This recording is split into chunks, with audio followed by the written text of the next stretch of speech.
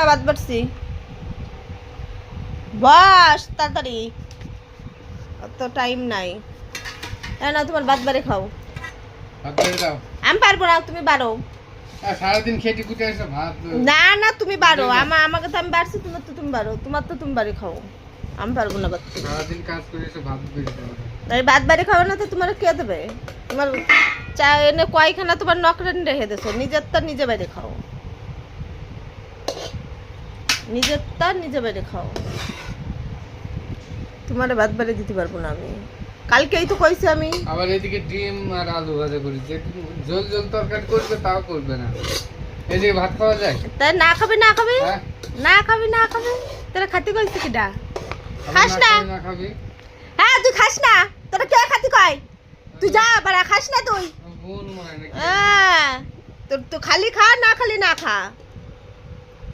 আমি যা পারছি তাই বানাইছি, তোর খাতি ইচ্ছা হলে খা, নাহলে তুই যা আইন দে। তুই তরকারি করছে বোন বোন করে। হ্যাঁ তুই তুই করে করবো না, তাই তোর আবার কি করবো? খালি খা, না খালি না যাও। আর তো আমি কারো বাড়া তেল মাখাবো না, ঠিক আছে না?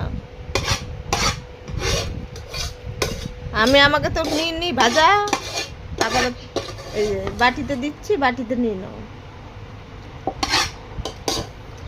এইটুকুই কিরা দেয় তোরা রান্না করে, যেটুকু বানাই দিচ্ছি সেইটুকু খাও, সেইটুকু খায় খুশি থাও।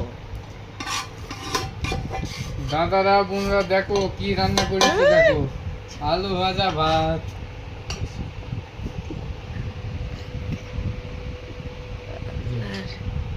নেই নেই তাতে নেই, তোর ওই নকশা আমার দেখলে আমার রাগ ধরে।